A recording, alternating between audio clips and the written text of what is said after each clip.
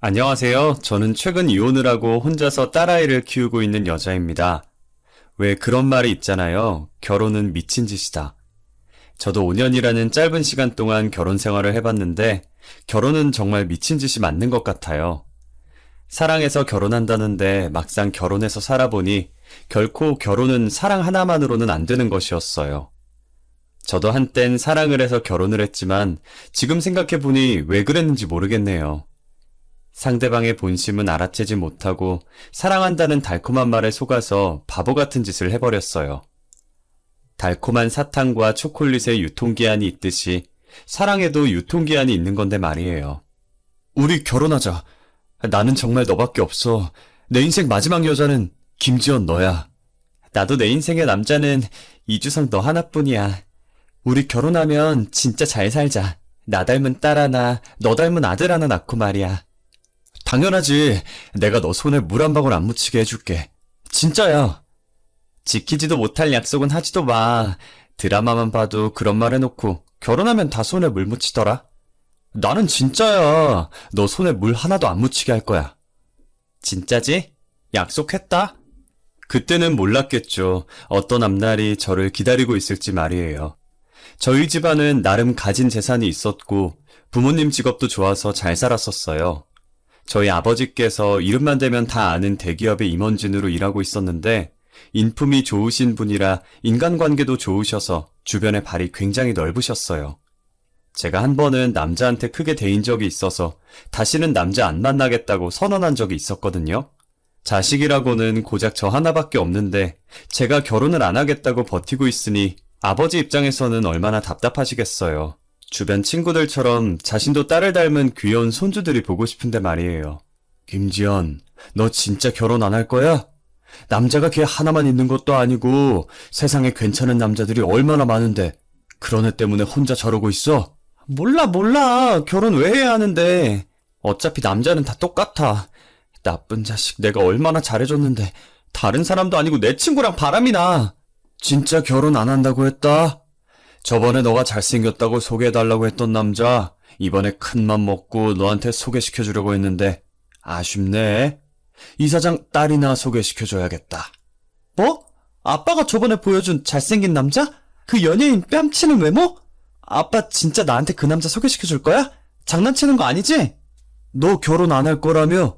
결혼도 안 할 거면서 왜 관심 가져? 그 사람이라면 말이 또 다르지. 언제 소개시켜줄 건데? 기다려봐, 녀석아. 나도 연락해봐야 할 거 아니야. 약속 날짜 잡으면 알려줄 테니까 미리 준비해놓고 있어. 피부과도 좀 가고. 여자의 피부가 왜 저렇게 칙칙해? 그렇게 아버지의 소개로 남편을 만나 1년 반 정도 연애를 하고 결혼했어요. 남편은 대기업까지는 아니더라도 100명 정도의 직원을 거느리고 있는 중소기업 사장이었어요. 친정아버지께서 저희 남편을 되게 좋아하셨었어요. 젊은 나이에 회사 차려서 저렇게 열심히 살기 힘들다면서요. 요즘 애들 같지 않게 책임감도 강하고 일에 대한 애정도 많다면서 칭찬을 아끼지 않으셨어요.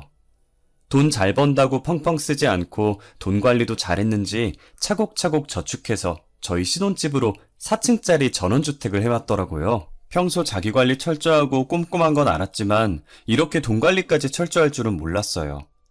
남편은 일뿐만 아니라 저한테도 다정하고 가정적인 남자였어요. 손에 물 한 방울 안 묻히겠다는 말이 거짓말이 아니었는지 퇴근 후에 피곤할 텐데도 제 옆에 와서 집안일을 도와줬죠. 됐어. 당신 일하고 와서 피곤할 텐데 굳이 안 도와줘도 돼. 손에 물 한 방울 안 묻힌다는 말 잊었어? 남자가 한 번 뱉은 말은 지켜야지. 혹시라도 제가 설거지를 할까봐 빠르게 식사를 끝낸 남편이 먼저 싱크대를 차지했어요. 그렇게 저는 남편과 함께 남들이 부러워하는 행복한 신혼생활을 유지했었죠. 하지만 이 행복도 그리 길지 못했고 반년하고 조금 지났을 때 일이 터지고 말았어요. 대기업 임원진으로 일하고 있던 친정아버지께서 해고를 당하게 된 거예요. 저희 아버지는 잘못된 것을 보면 그냥 넘어가시는 분이 아니셨거든요. 무조건 잘못된 것을 바로잡고 가셔야 하는 분이셨어요. 그래서 익명으로 회사 내부에서 일어난 비리들을 고발했는데 고발한 범인이 아버지라는 게 밝혀지면서 내부 비리 고발로 해고 통지를 받으신 거예요. 미안하구나. 그래도 아직은 내가 일을 해야 너가 시댁에서 무시를 안 당하는데. 그런 말이 어딨어요. 저희 시댁 식구들 그럴 사람들 아니에요.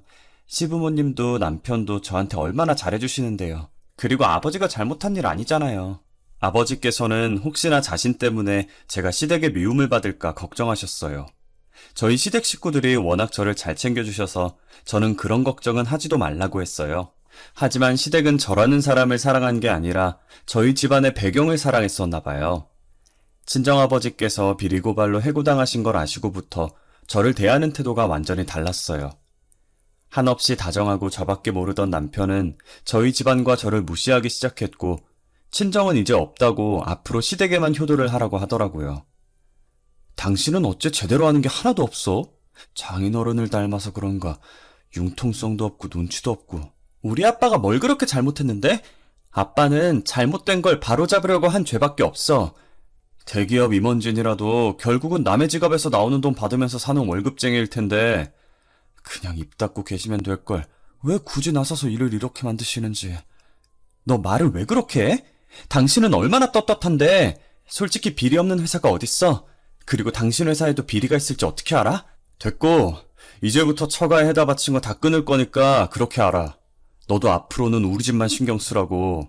원래 효도는 며느리가 하는 거야. 너도 머리가 있으면 생각을 해봐. 지금 네가 어느 쪽에 붙어야 좋을지. 남편은 저를 보며 답답하다는 듯 한숨을 쉬며 고개를 좌우로 흔들더니 소파에 올려진 겉옷을 들고 밖으로 나가버리더라고요. 그렇게 저희 사랑의 유통기한은 친정아버지께서 해고를 당하신 뒤로 끝나버렸어요. 친정집은 일하는 사람이 친정아버지밖에 없었는데 해고를 당해 일을 할 수 없으니 갈수록 집안이 기울기 시작했어요. 그래도 재산이 있어서 일을 하지 않아도 생활은 가능했지만 예전처럼 풍족하게 쓰진 못했습니다.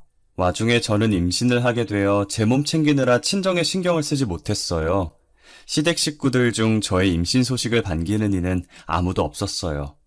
아무래도 눈엣가시라 이혼시켜도 모자랄 판에 임신을 하니 누가 좋아하겠어요. 시어머니는 제가 임신을 하든 말든 안중에도 없었고 오히려 더 혹독하게 시집살이를 시켰어요. 이러다 아이가 잘못되는 게 아닌가 싶을 정도로 저를 부려먹었어요. 얘, 몸이 이렇게 굼떠서 어떡하니? 저기 뭔지 안 보여? 내가 기관지 안 좋다고 구석구석 닦으라고 했어, 안 했어? 죄송해요, 어머님. 어디서 이런 애가 우리 집안에 들어와선. 이래서 집안의 여자를 잘 들여야 한다고 하는 거야. 저는 아침 저녁으로는 남편 시중을, 낮엔 시댁 가서 시어머니 시중을 드는 게 일상이었어요. 시댁 식구들은 하루라도 저를 안 부려먹으면 가시가 돋는지 매일 빠짐없이 저를 식모처럼 부려먹었죠. 당신 아침밥 안 차려놨어? 어떻게 일하는 사람 밥을 안 해놓을 수가 있어? 미안해. 내가 지금 홀몸도 아닌데다가 어제 너무 무리를 했는지 몸이 안 좋아서. 내가 마음이 넓어서 이번 한 번은 넘어가 주는 거야. 내일부터는 무슨 일 있어도 아침밥 차려놔. 알겠어? 제가 시댁에서 시집살이 당하고 있다는 걸 알지만 남편은 안중에도 없었어요. 그렇게 밥이 먹고 싶으면 자기가 조금 일찍 일어나서 밥 해먹으면 될 걸 굳이 저한테 차려달라고 난리치는 통에 저는 몸이 아파도 남편 아침밥을 차려줘야 했어요. 그렇게 무사히 딸을 출산했고 저는 딸을 보며 하루하루를 버텼어요. 하지만 딸이 12개월이 넘도록 옹알이를 하지 않았고 제 눈을 바라보지도 못했어요. 심지어는 돌잡이 때 물건을 잡아야 하는데 손으로 물건을 잡지도 못하더라고요.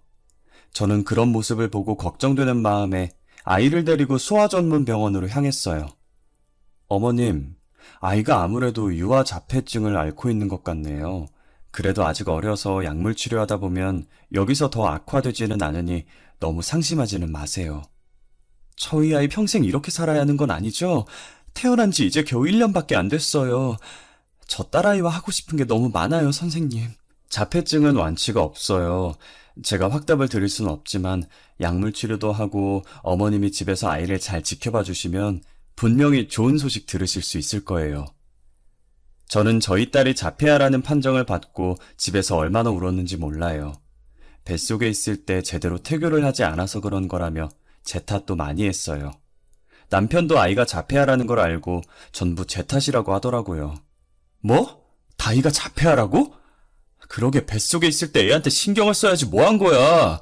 애초에 당신 유전자에 장애 유전자가 있던 거 아니야? 뭐? 장애 유전자? 이게 다 내 탓이라는 거야? 그리고 뱃속에 있을 때 신경을 쓰라고? 만삭이 되도록 부려먹던 사람들이 누군데? 당신이랑 어머님이잖아. 그럼 애가 저 지경이 된 게 나랑 어머니 탓이라는 거야? 네가 뱃속에 있을 때 애한테 신경 안 쓰고 뭐 했냐며. 나 그때 무거운 몸 이끌고 네 밥 차렸어. 시댁 가서 뒤치다꺼리 다 했다고. 너는 내가 시댁에서 시집살이 당하는 거 알면서 보고만 있었잖아. 남편이 재탄만 하길래 제가 악에 받쳐서 소리를 지르니 아이가 놀라서 울더라고요.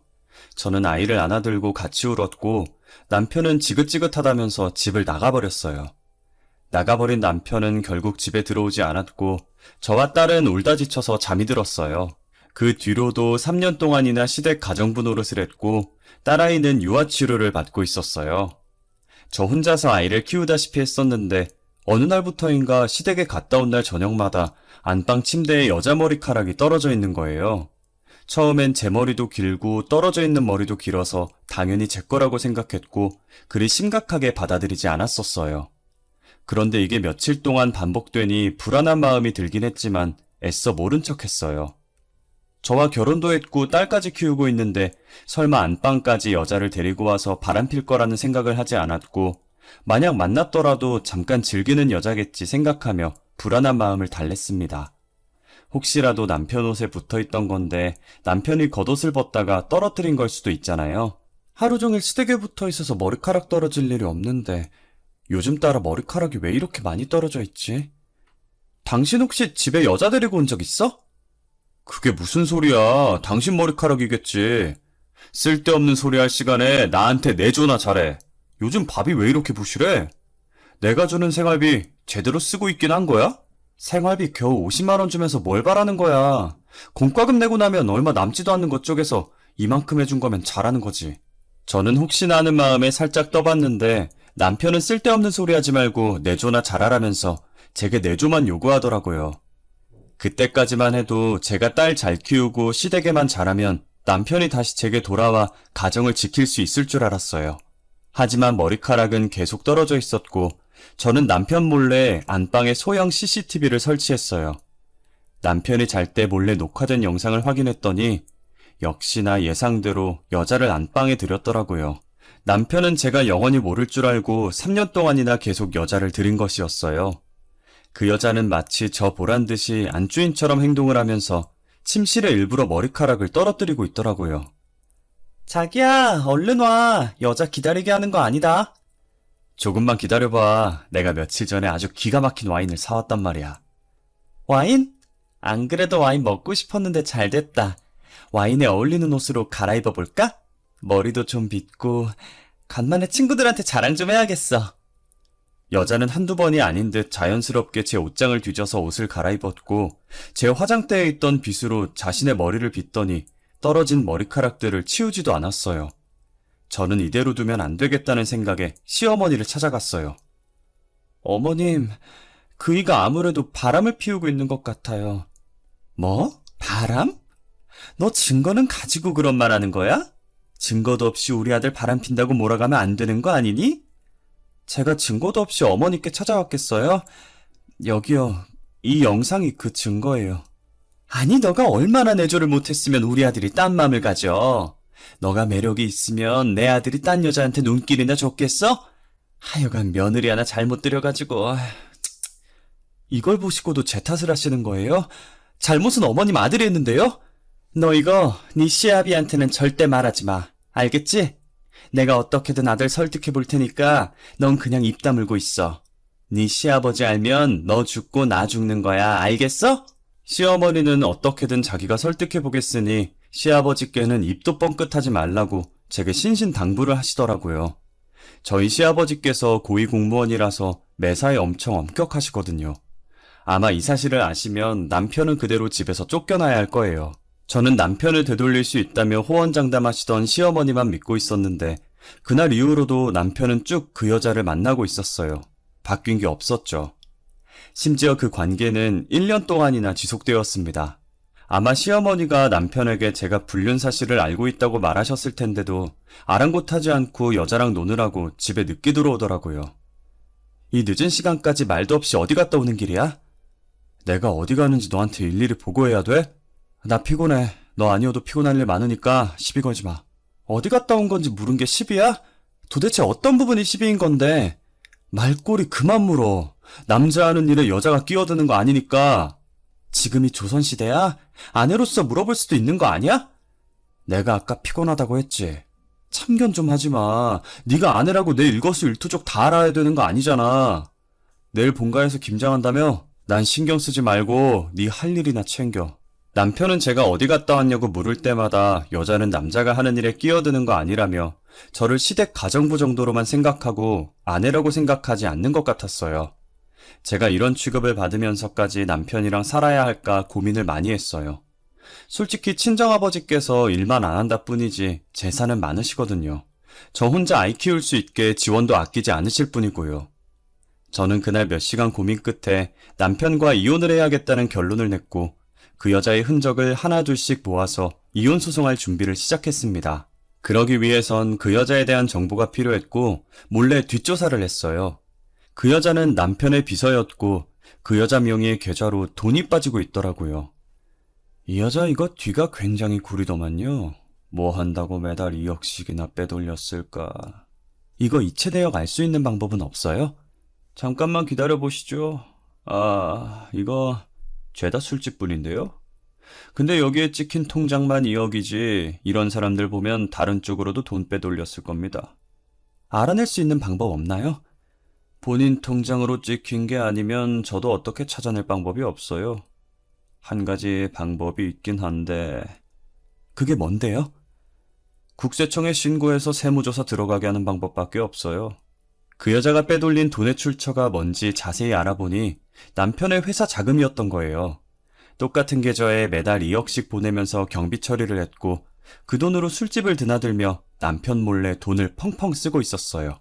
이런 사람들은 다른 쪽으로도 돈을 빼돌리고 있을 가능성이 높다면서 그거 알아내려면 국세청에 신고해야 한다길래 시아버지를 찾아갔어요. 사실 저희 시아버지께서는 국세청 고위직 공무원이셨거든요. 시아버지는 평소 엄격하지만 청렴한 사람을 좋아하고 비리를 세상에서 제일 싫어하는 사람입니다. 그래서 저희 친정아버지께서 내부 비리 고발로 해고를 당하셔도 별말 없으셨었거든요. 남편과 시어머니만 난리를 쳤었고요. 저는 시댁에서 평소처럼 시집살이를 하다가 시어머니가 백화점에 간 사이에 시아버지께 모든 사실을 털어놓았어요. 아버님, 사실은 몇 년 전부터 남편이 바람을 피고 있어요. 그것도 자기 회사 비서랑 말이에요. 뭐야? 너는 왜 그걸 이제 얘기를 해? 바람 피는 거 알았으면 바로 나한테 말을 해야지. 잠깐 놀다 말 여자인 줄 알았어요. 그런데 그게 중요한 게 아니에요. 그 여자가 남편 회사 자금을 횡령하고 있었더라고요. 여기 이체 내역서랑 거래 내역서 보세요. 아니 이게 뭐야? 2억? 2억씩 얼마나 빼돌린 거야? 아마 그 돈 말고도 빼돌린 돈이 있을 것 같아요, 아버님. 제가 할 수 있는 게 없어서 이렇게 아버님께 부탁을 드리게 됐네요. 네 말 무슨 말인지 잘 알았다. 이체 내역서랑 거래 내역서는 내가 들고 있어도 되겠니? 그럼요. 제가 드린 거 다 챙기세요. 죄송하고 감사합니다. 네가 죄송할 게 뭐 있니? 자식 잘못 키운 내 잘못이구나. 그렇게 시아버지는 그 여자의 이체 내역서와 거래 내역서를 챙기셨고 남편 회사는 세무조사에 들어가게 되었어요. 남편은 울며 겨자 먹기로 세무조사를 당했고 비서가 매달 2억씩 빼돌린 것 이외에도 간크게 사장인 남편 몰래 비자금을 모으고 있었던 게 밝혀졌어요. 멍청한 남편은 사랑하는 여자가 돈 빼돌릴 생각은 전혀 못했는지 배신감에 회사에 주저앉아 울었다고 하더라고요. 네가 그 녀석 우는 꼴을 봤어야 했어. 나만 보기 아까웠는데. 그래서 그 여자는 어떻게 돈을 빼돌린 거래요? 아들 몰래 가짜 세금 계산서를 만들어서 빼돌렸더라고. 세무조사 들어가면서 전부 들키니까 도망가 버렸어. 그럼 잡아야죠. 해외라도 뜨면 어떡해요? 안 그래도 해외로 도주하려고 준비하고 있는 걸 경찰이 겨우 잡아서 지금 그 여자는 경찰서에서 구속 수사 중이야. 그래도 잡아서 다행이지. 그동안 돈을 저렇게 빼돌릴 동안 멍청한 남편은 뭐 했나 싶었어요. 자신은 진짜 사랑이라고 생각하고 그 여자가 뒤에서 자신 몰래 뭘 하고 있는지도 몰랐겠죠. 남편은 사랑도 잃고 가정도 잃고 회사까지 잃고 모든 것을 잃었어요. 어떻게 이런 시아버지 밑에서 저런 아들이 태어났는지 시아버지는 자신의 아들이 비서한테 당했는데도 불륜을 저지른 아들을 대놓고 싫어하셨어요. 아버지가 어떻게 이래요? 아들한테 어떻게 이렇게 하실 수가 있냐고요? 아버지 때문에 투자자들이 투자금을 다 빼버렸어요. 해주기로 약속했던 분들도 다 취소했고요. 그게 다 네 업보인 걸 나더러 어떻게 하라는 거냐? 나한테 징징거리면 해결이 된다든? 여자에 미쳐서 이 지경까지 만들고. 아버지, 그러지 말고 저 좀 도와주세요. 네? 당장 세금이랑 가산세 낼 돈도 없는데 어떻게 100명 넘는 직원들 월급을 줘요. 아버지 제발 저희 직원들 월급이라도 도와주세요. 제발요. 남편의 탈세가 전부 들키게 되자 투자자들은 줄줄이 투자를 취소했고 수십억의 세금과 가산세로 회사가 망하게 됐어요. 남편은 당장 직원들한테 월급 줄 돈도 없어서 시아버지께 빌다시피 했어요.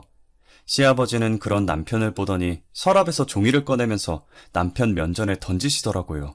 너 그동안 네 애미한테 매달 2천만 원씩 보냈더라. 그 옆엔 내가 계속 돈이 어디서 나서 사치를 부리나 했는데 네가 준 거였어? 아버지 그게 아니라요. 아니긴 뭐가 아니야. 자식 키워봤자 소용없다더니.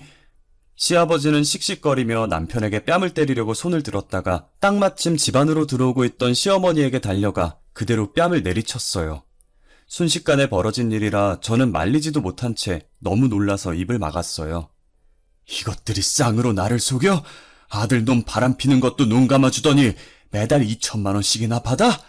안 그래도 내가 그 명품 가방이 어디서 났나 궁금하던 참이었어. 여보, 제가 잘못했어요. 제 말 좀 들어보세요, 네? 속이려고 속인 게 아니었어요. 정말이에요. 여보? 누가 당신 여보야? 나 오늘부로 너네 둘이랑 연 끊을 거니까 당장 내 집에서 나가. 둘이 그렇게 죽고 못 사는데 내가 빠져줘야지. 안 그래? 남편과 시어머니는 각자 시아버지의 다리를 한쪽씩 붙잡고 울면서 빌기 시작했어요. 시아버지는 당장 나가지 않으면 경찰을 부르겠다고 했고 그래도 꿈쩍도 하지 않자 남편과 시어머니의 팔을 잡고 밖으로 끌어냈어요. 아가, 그동안 미안했다. 여기서의 일은 잊고 새 출발해. 못난 아들 녀석이랑도 이혼하고 손녀는 네가 키우고 싶으면 그렇게 하고. 아버님, 죄송해요. 네가 뭐가 죄송해? 오히려 내가 미안하지. 넌 나한테 사과할 필요 없다. 그러니 우리 집에서의 일은 모두 잊고 새로 시작해. 저는 며칠 뒤 그동안 모은 증거들로 남편에게 이혼 소송을 걸었어요. 남편은 이제 비서도 없고 집에서도 쫓겨나니 다시 제게 붙으려는 심산인지 낯짝 두껍게 저한테 연락을 했더라고요. 내가 미안해. 바람핀 것도 미안하고 식모처럼 부려먹은 것도 미안해. 나 며칠 동안 반성 되게 많이 했어. 반성 많이 했는데 뭐. 나보고 어쩌자고. 너 연락하는 거 정말 양심 없다. 여보, 왜 그래. 나 때문에 화 많이 났지. 제발 예전 일은 다 잊고 다시 잘 살아보자, 응? 내가 정말 잘할게. 우리 신혼 초에는 되게 좋았잖아, 안 그래? 됐어, 필요 없어. 내가 한 번 속지 두 번 속을 것 같아? 다시는 내 눈앞에 나타나지 마. 만약 내 눈앞에 다시 나타나면 그땐 네 머리털 하나도 안 남을 줄 알아. 저는 남편의 연락을 싸그리 무시하고 이혼 소송을 했고 최근에서야 승소를 하게 되었어요. 전적으로 남편의 잘못으로 이혼을 하는 것이라 남편이 제게 위자료로 2천만 원을 줘야 했어요. 시아버지와는 간간히 연락을 하고 있어서 이혼 소식을 전해드렸고 제 선택을 전부 이해해 주셨어요. 위자료가 2천만 원 정도 되었지만 저는 받지 않기로 했어요. 왜냐면 시아버지께서 제 명의로 집을 해주셨거든요. 갑자기 저를 카페로 불러내셔서 영문도 모른 채 나갔는데 시아버지는 저를 보자마자 파일에 들어있던 종이를 제게 내미시더라고요. 그동안 우리 집안 며느리로 있느라 수고 많았다. 며느리 노릇하느라 얼마나 힘들었어. 약소하지만 내가 줄 수 있는 게 이것밖에 없구나. 아버님, 이게 뭐예요? 건물 계약서를 왜 저한테... 며느리랑 손녀한테 주는 마지막 선물이라고 생각해줘. 아버님, 저는 이거 받을 수 없어요. 무슨 소리야? 너는 충분히 받을 자격이 돼. 이보다 더 큰 걸 해주고 싶었는데 못난 시아버지, 할아버지라 너무 미안하구나. 제가 안 받으려고 하자 시아버지는 건물 계약서만 두고 먼저 자리를 뜨셨어요. 친정 부모님께도 말하니 그냥 받으라고, 안 받으면 시아버지 마음이 불편할 거라고 하시더라고요. 그래서 저는 현재 시아버지께서 사주신 집에 들어가서 딸과 함께 살고 있어요. 여전히 시아버지와는 연락도 하고 가끔 저희 집에도 오셔서 생활비 조금과 딸 용돈을 주시곤 하세요. 제가 안 받겠다고 해도 돈을 집 안으로 던지고는 빠르게 나가버리십니다. 저는 어쩔 수 없이 돈을 받아들고 문자로 고맙다는 인사를 해요. 시아버지께서는 그렇게라도 저희 딸에게 할아버지 노릇을 하고 싶어 하셨어요. 만약 시아버지께서 저희 딸이 보고 싶다고 하시면 언제든 보여줄 생각이에요. 요즘 딸과 둘이 살면서 드는 생각인데 왜 진작 이혼을 하지 않았나 싶어요. 처음엔 남편이 밖에서 여자들을 만나고 다녀도 제 가정만 지키면 괜찮을 줄 알았거든요. 그런데 지금 생각해보면 사랑도 없이 껍데기만 부부인 게 무슨 소용이 있나 싶고 시집살이 살면서 왜 그렇게까지 미련하게 버텼는지 5년이 넘는 시간이 후회가 되네요. 시간을 돌릴 수 있다면 더 험한 꼴 보기 전에 이혼을 했을 거예요. 아니, 아예 그 인간이랑은 결혼 자체를 하지 않았을 거예요. 지금 제 이야기를 들을지는 모르겠지만 만약 듣는다면 한마디 해주고 싶네요. 야, 이주성, 너 같은 똥차가고 나한텐 벤츠 오더라? 그러니까 귀찮게 연락 그만두고 내 앞길 막지 마라. 머리털 다 뽑아버리기 전에. 여기까지 제 사연입니다. 들어주셔서 감사합니다.